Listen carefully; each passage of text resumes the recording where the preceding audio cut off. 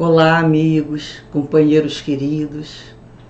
Graças a Deus estamos juntos por mais um dia em torno do entendimento do Evangelho de Jesus, com os esclarecimentos que essa doutrina espírita oferece a todos que buscam, com as graças de Deus, da espiritualidade amiga, em nome do Cristo.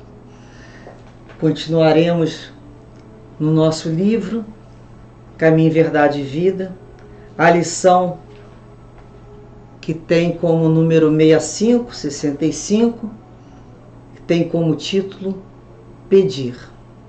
Um versículo, uma anotação de Mateus, no capítulo 20, em que Jesus, porém, respondendo, disse: não sabeis o que pedis. É uma conversa que ele tem com a esposa de Zebedeu sobre um pedido que ela fazia, que dizia respeito aos seus filhos. E Emmanuel, através dessa explicação de não sabeis o que pedis, nos dá um grande esclarecimento.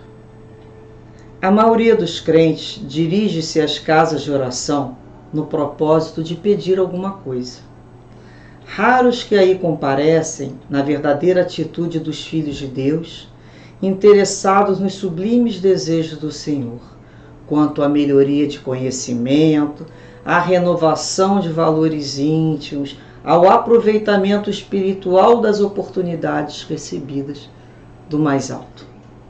A rigor, os homens deviam reconhecer nos templos um lugar sagrado do Altíssimo, onde deveriam aprender a fraternidade, o amor, a cooperação, no seu programa divino. Quase todos, porém, preferem o ato de insistir, de teimar, de se imporem ao paternal carinho de Deus, no sentido de lhe subornarem o poder infinito. Pedichões inveterados abandonam na maior parte das vezes o traçado reto de suas vidas em virtude da rebeldia suprema nas relações com o Pai. Tanto reclamam que lhe é concedida a experiência desejada. Sobrevêm desastres, surgem as dores, e em seguida aparece o tédio, que é sempre filho da incompreensão dos nossos deveres. Provocamos certas dádivas no caminho, adiantamo-nos na solicitação da herança que nos cabe, exigindo prematuras concessões do Pai à maneira do filho pródigo, mas o desencanto constitui-se em veneno da imprevidência e da irresponsabilidade. O tédio representará sempre o fruto amargo da precipitação de quantos se atiram a patrimônios que lhes não competem. Tenhamos, pois, cuidado em pedir, porque, acima de tudo, devemos solicitar a compreensão da vontade de Jesus a nosso respeito. Será que nós somos que tipos de filho? Esses pedichões incansáveis, que reclamam, que entram na cada rebeldia, aqueles que buscam as casas de oração, o templo, a casa espírita, para ensinar a Deus o que ele deve fazer? Ó Senhor, na minha vida isso tem que acontecer, aquilo outro, Senhor, preciso disso, Senhor, não sei. Será que a gente se coloca assim? Todas as vezes que nos colocamos assim na oração, nesses pedidos, nós sairemos amargurados, sempre com fruto amargo.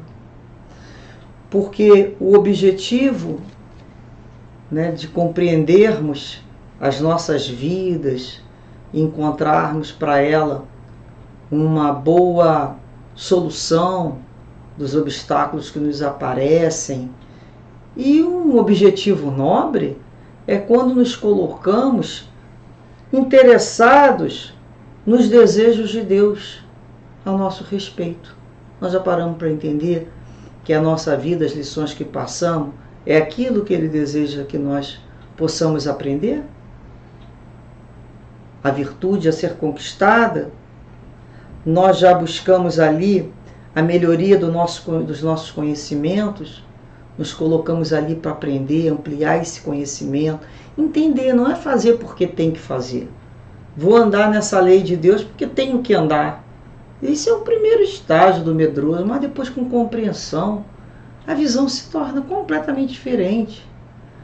Quando a gente olha para trás e a gente relembra das nossas necessidades, dos pedidos que fazemos, eu particularmente sempre falo, graças a Deus o Senhor me disse não. Graças a Deus.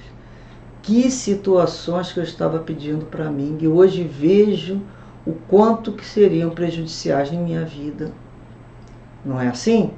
Ou ao vivermos uma dificuldade muito grande, olhando para trás e falando, graças a Deus eu passei por essa lição. Quanto que eu aprendi, quanto que cresci, quanto me melhorei como pessoa. Então também não é apenas a lição, é como nos colocamos como alunos. Podemos ir na escola, estarmos numa sala de aula, estarmos olhando para um dos melhores professores e nada absorvendo, porque a nossa cabeça se encontra completamente distante daquele local. Fazemos aquela cara de quem está entendendo, mas estamos pensando lá em a morte da bezerra, como se diz, né? Na compra de coisas que não tem nada a ver naquele momento. Resolvendo situações do passado ou tentando descobrir as situações do futuro. Esquecido que precisávamos estar ali, utilizando aquela ferramenta que é o conhecimento. Então é aproveitar as oportunidades que a espiritualidade nos trazem do mais alto, né? Então, eu acho interessante quando ele usa essa expressão, pedições inventerá. Estamos sempre pedindo, né? Sempre pedindo. E muitas vezes a nossa vida está fazendo um trajeto, está caminhando, tem ali a dificuldade, tem ali a situação, mas a gente reclama tanto, a gente é tão rebelde e insiste tanto que surge uma situação, uma outra lição, que nós às vezes não estávamos preparados. Eu me recordo muito da minha mãe, né, já desencarnada, quando em suas preces fazia um determinado pedido por um de nós, né, por um dos seus filhos que se encontrava ali até adoecido. E nós lembramos que a prece de uma mãe é uma prece intercessória, né? Ela arromba às vezes as portas do céu. E ela pedia, ela pedia, ela pedia, ela pedia. Até que um dia, né? Tanto se pede, né? Que é a questão do livre-arbítrio. Muitas vezes, o que nós estamos pedindo? Pedindo uma situação que a gente vai falar assim, pediu alguma coisa que não tinha condições de suportar. Não era necessário passar por aquilo na vida, não era. Mas de tanto pedir, a situação aparece. É igual aquelas pessoas que ficam olhando ali pelo buraco da fechadura para o futuro e forçam aquela porta até a porta arrombar.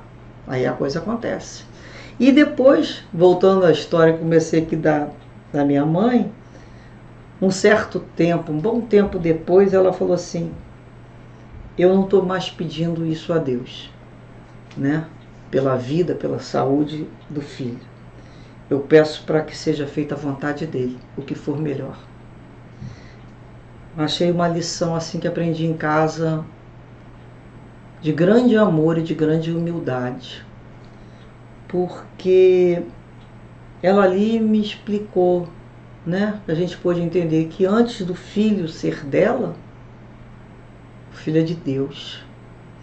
E ele, mais do que qualquer um de nós que ame, ele ama muito mais. E ele sabe o que se precisa acontecer.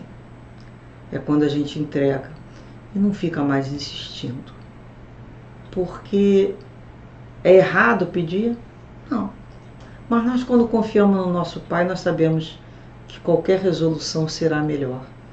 Então pedimos, insistimos, até que uma hora falamos assim, não, Senhor, agora seja feita a sua vontade. Então, nós temos que buscar os templos de oração para aprendermos a ter mais fraternidade, a ser mais cooperativos, mais solidários e não nos impormos a espiritualidade, né, a própria vida que pedimos antes de reencarnar, nossa programação espiritual. Porque dessa maneira vamos nos precipitar a lições que ainda, mais uma vez dizendo, não temos bagagem para resolver. Ele fala aqui, olha, o tédio é sempre filho da incompreensão dos nossos deveres. Toda vez que estivermos com tédio, depressão, é porque estamos recebendo ali o fruto da incompreensão daquilo que nos cabe fazer. Então, se nós encontrarmos, pedirmos a Deus, me dá a compreensão dos nossos deveres, Senhor, do que aquilo que eu tenho que fazer, não sofreremos de tédio. E ele representará sempre o tédio, né, que é a imaturidade, o fruto amargo da precipitação. E precipitação geralmente é violência. Que saibamos, antes de tudo, lembrar, né, Jesus nos dizendo: procurai primeiramente o reino de Deus e sua justiça, e todas essas coisas vos serão dadas por acréscimo. Que primeiramente busquemos instalar o reino de Deus dentro dos nossos corações, a justiça, o entendimento da bondade do Pai, e todo o restante naturalmente virá. Porque Deus é Pai de amor, bondade, misericórdia, e tudo sempre concorre para o nosso bem. Muita paz, muita alegria. Pedimos muita intuição aos guias e mentores espirituais e agradecemos profundamente a amizade desses espíritos queridos que nos ajudam, nos sustentam a caminhar, a sermos mais dóceis quando conduzidos por Jesus. Muita paz a todos.